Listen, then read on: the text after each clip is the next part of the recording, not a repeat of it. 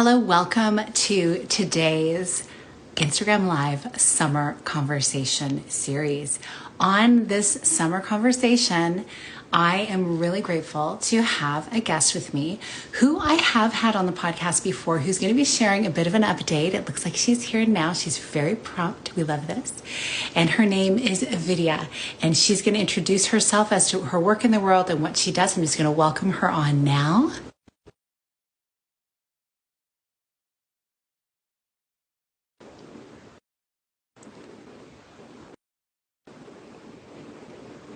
Let's see. And here we are. We have Vidya. Welcome. Thank you. I'm excited to be here. We're so happy that you're here on today's summer conversation for the week. I know there's going to be so much beautiful information that you have to share. Hello, Natasha, who is here as well. Lovely to see you and others who are joining. Now, Vidya, I'm going to attempt to say your name. Vidya Ramachandran. Is that right? Ramachandran. I don't need to roll the R's. don't need to roll the R's. I was in Portugal. I don't know. I'm still rolling. We roll with every. Mostly, I saw a lot of dough being rolled into beautiful, wonderful bread, but we don't need to roll the R's. So this is good. And I know that you've been doing some traveling through the U.S. You're helping someone move. And in the process, I know that we connected a little bit and you had shared a few things that were landing for you in that time as you were traveling. And the whole purpose of this summer conversation series is to really have bite-sized insights that we share about things that are coming up for my guests on this show to share what are they learning? What are they learning in their business, whether they're speeding up or slowing down? What are they learning in the different environments? And what are they most of all learning about themselves? This is all about the seasons, right? We're changing constantly. Our seasons of the world, economically and otherwise, are changing continually, and we change with it. So I'd love for you to share a little bit. First of all, introduce yourself, your work in the world. People can go back and listen to your story on the past podcast. I will link it afterwards. It's so fascinating, and I'd love for you to share. Yeah, so thank you. I'm excited to be here. My name is, as Sheila was saying, Vidya Ramachandran, and I am a self-leadership catalyzer and recalibration strategist. And that means that I just really work with women to help them just come to reconnection with who they are, what they want to be doing in their world, so that we can slowly recalibrate what's not in alignment and really start showing up as their fully unapologetically expressive, free, unique, creative selves. Because I feel like we need a lot more of that in the world. We really do. I feel like as we can really tap into the authenticity of ourselves, it creates or expands the work that we're doing, and things get accomplished in the world that otherwise no one's doing. And we're all kind of doing the same thing, and we're all trying to look the same. And then how does change really happen? Positive change. And how are people served in an inclusive way to be able to access the whole diversity of who we are as humans? Yeah. So when you're helping people reclaim that, I'd love to hear, like, what are some of the initial things people share with you that they realize as they're going through that process? Like, what's the sense they get? So a lot of the initial pieces are really understanding where we're coming from or where we are right now, right? And I think part of it is and I've been talking about this with other people just in conversation offline a lot too, about how so much of what we're not taught when we're younger we're now trying to learn as adults. And so really, I think the key piece that when we start really uncovering who we are, what our core values are, what our soul desires are, not what we feel like they should be or what we've taken on because that's what everybody around us is doing. And so that is the key piece of, I think, just really trying to start with, disconnecting, detangling. I love the word like divesting from all of the things around us that are things we've kind of carried with us, but aren't true to who we are. That is so beautiful. We can so inherently carry those things without even knowing. Yeah. I know everybody's been talking about this Barbie movie that came out, and I think I may have mentioned it in a previous conversation, but the one thing that I took away from it was the one piece where America Ferrera is talking about all the things that it means to be a woman. Mm-hmm. And so much of it really, I think all of it I could resonate with. Just all those pieces that we just subversively know to do. And it's an intuition, it's inside of us. We don't even have to think about all the many boxes that we need to check in an internal and external way. And so attached to that is should. How should I show up? So the fact that you're giving people permission to kind of address what are the shoulds we can get rid of and what is our own should, the should being attached to your specific purpose in the world, your design, your archetype. So I guess, do you find that people come away feeling a little bit of freedom when they're working with you? Yes, I think so. I think what freedom for sure, but also just a sense of their fuller identity. Mm-hmm. Because a lot of conversations I have is, my identity has been so tied to my job or as my role as a parent, or as a child, like the adult child of my parents, like there's so many roles that we kind of narrow it down to, like, this is the one, two or three key things, but they're always, usually tend to be things that are external to us, right? So it kind of takes away from what is it that would make the rest of what would make us who we are. And so I think it's that sense of freedom, but also that sense of empowerment, that sense of understanding, and that sense of, I think also there's a sense of, I'm starting to realize in conversations with clients, like there's just a sense of like simplicity that comes with so I'm really starting to sit with these like 4 S's that I'm bringing into my work: simplicity, slowness, spaciousness, and savoring, which are all 3 things from my travels this summer have really, and even before that, have really become important for me. And I'm starting to see these themes even in my clients, like things that they're wanting and that they're really excited to be seeing that they're having more of in their life. I love those 4 S's. I use them so regularly, and I find that those words come up for me a lot when I'm in a really busy time, as seeing how they're not present, right? Even in the work that you and I do, where we're really focused on it and helping others do it, we can fall into those patterns because our life and our external world that we're living in, it's not like we're separate from it. We are in it, and we're dealing with it in some regard, whether it's having parents, aging parents, or growing children, or whatever the case where we may be in our lives. But I love that you focus on those 4 things. And it would seem to me that this summer, like the summer season in the Northern Hemisphere, is a beautiful time to really tap into that. I love it, especially being out in the outdoors. I know you love being on the ground just as much as I do. Let's get some earthing happening.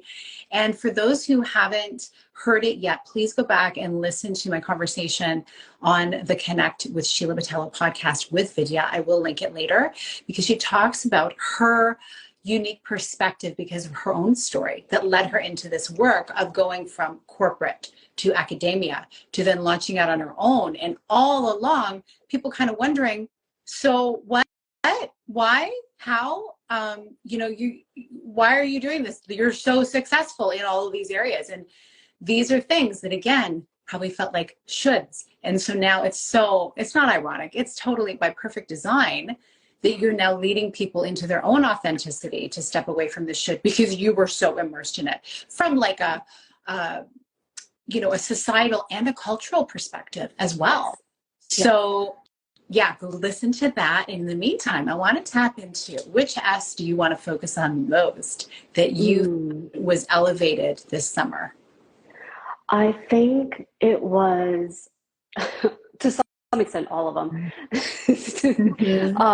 There were different, so I would love to, I can go into all four of them, if that Sure. makes sense, if we have time. Share your story. That's what we're here Yes. for. So definitely, I want to start with savoring because that was definitely on my mind as I was coming back. I was reassessing what theme I wanted to be focusing on for the foreseeable future, and savoring came up at the top. And that was really, because I have been living where, I'm back home. This is the first really long, I was gone for 2.5 months. Yeah. Which is a long time, going all around the East Coast, visiting lots of friends, seeing friends that I haven't seen since 2018, 2019. So, lots of changes in their lives. Their kids are a lot bigger and more like the small, like little babies are now like, have their own really interesting logic and like thought patterns.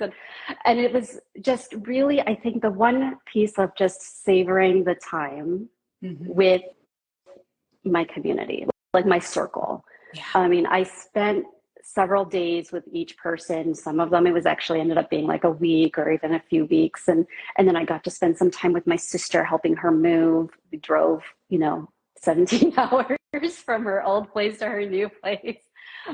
So it was just really savoring these connections, knowing that these women are a huge part of my, and their families are a huge part of my life. And just, something that had been missing over the last several years, where a lot of it, my connection was virtual, and being able to have that in-person connection. So it was an amazing, from that perspective, it was definitely an amazing 2.5 months. The second piece of slowness, what I realized is part of it was tied to, I didn't have a very clear, and this is a learning of mine from this 2.5 month trip. I didn't have a really, oh, my cousin's on. Hi, Lecho. I didn't have a really clear intention for what this trip was going to be. I didn't know what I was going to, how long, I didn't even know how long I was going to be gone for. And so I realized I had to really, I really missed the slowness of the pace of the work, because I was trying to cram work in with vacation. Yeah. In there.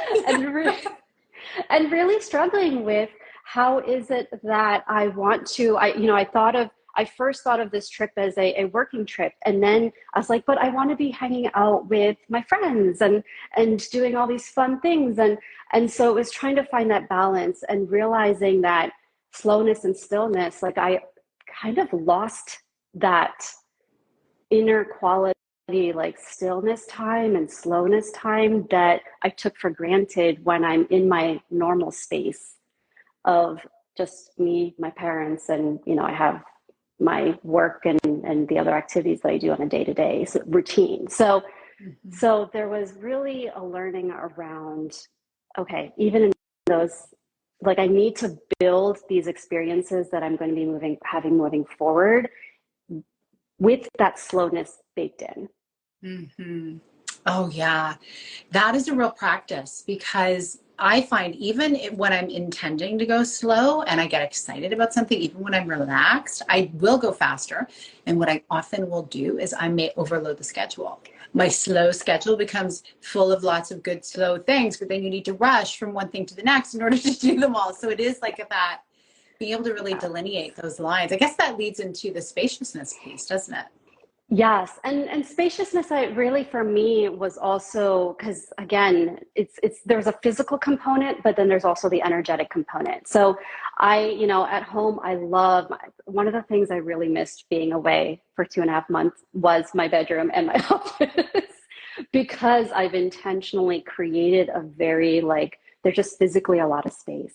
Mm-hmm. And so there was, trying to, every few days or a couple of weeks, I was moving into a new space, and it was lovely in the sense that, I had space, like there was space, right, in the term of space, but it was really my sense of what is the spaciousness that I need to be really creative, which is such a huge part of my work and everyone's work, right?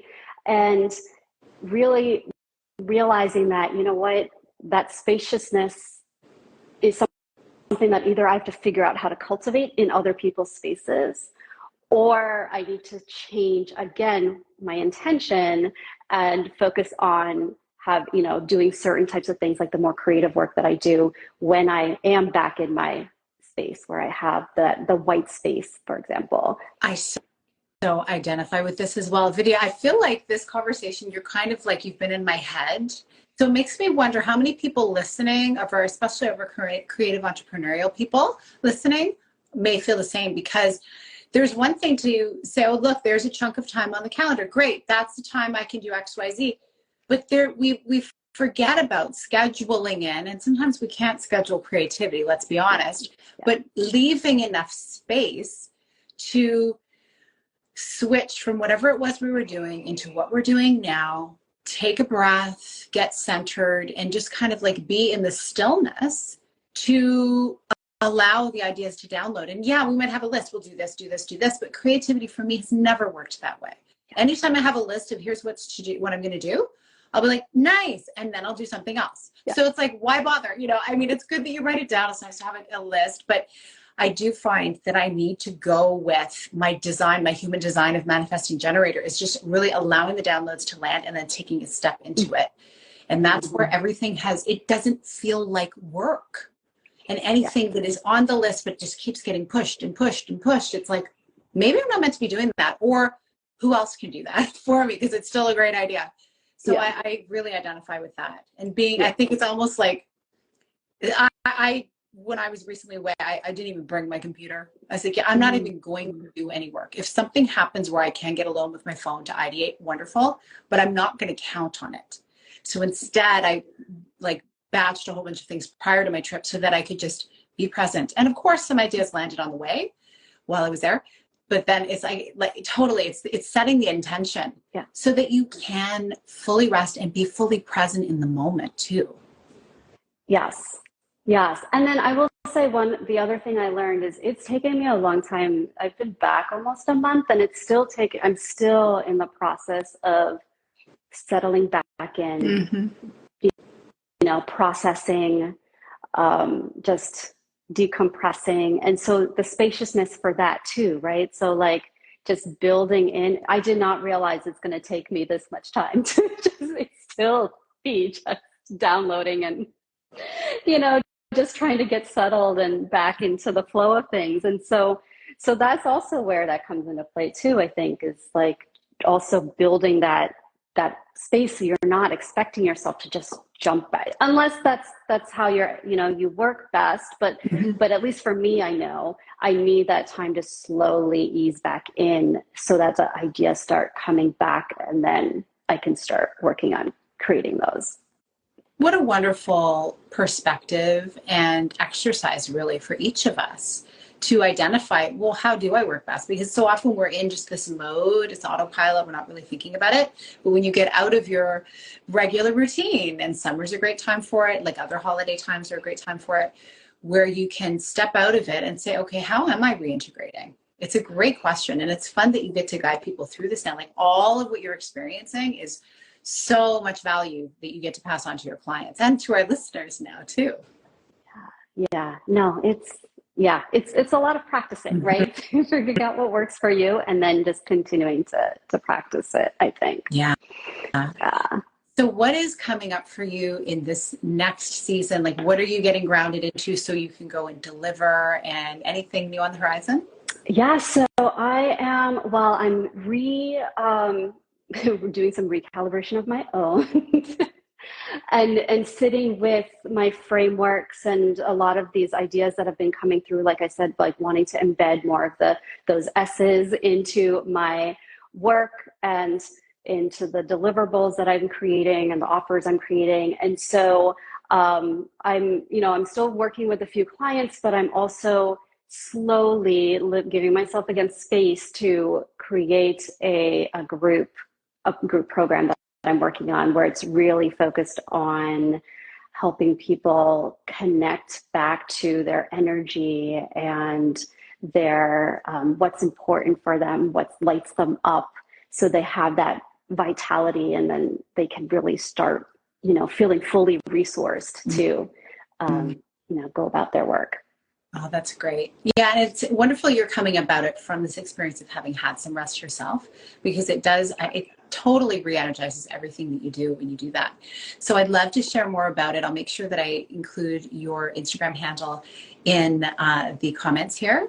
And for people who are later listening on the podcast, hi, Michelle. Hi, So good to Michelle. see you. I love getting support of our listeners. Michelle's wonderful. She's got a great podcast herself. Michelle, we need to talk. I'll make sure that I link everything, your website, all of that stuff, so that people can reach out and work with you and follow the journey and gain some insights from what you've brought from this summer and obviously your past journey as well. And so I'm so grateful you could join me here. It's been such a beautiful bite-sized conversation that people can download and listen to. Later on, it will be on the podcast as well. Great to see you too. Great to see you, Michelle. So lovely. And I look forward to staying in touch in the Voxer with you, Vidya. Like it's always a lovely thing to know that we can just pop in, share some thoughts, bounce ideas off each other, and like that encouragement of the sisterhood. Like that is my dream, right? It's the collaborative effort that we've all put in as women. Together, we all achieve more. Together, we all rise, and we all have something special to offer. So I love to elevate the work that you're doing, and I'm grateful that you're doing it in the world. Yes. No, and like I feel like I've said this before, but it's just so whenever I get a Voxer message from you, I'm like, oh, I just needed to hear her voice.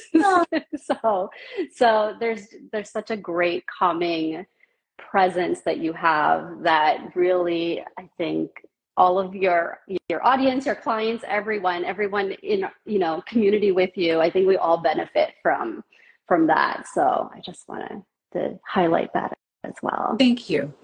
I really appreciate hearing that coming from you. It means a lot. This has been beautiful. Yes. I'm so grateful that you're here, and I look forward to staying in touch. Everyone, check out all of the links that I'm going to be putting in shortly in this episode so that you can go and learn more about Vidya, her work, and hear about her story, which is so inspiring. Thanks, Vidya, for being here, and thank you everyone for joining. Have a great rest of your day. You too. Thanks, everyone. Bye.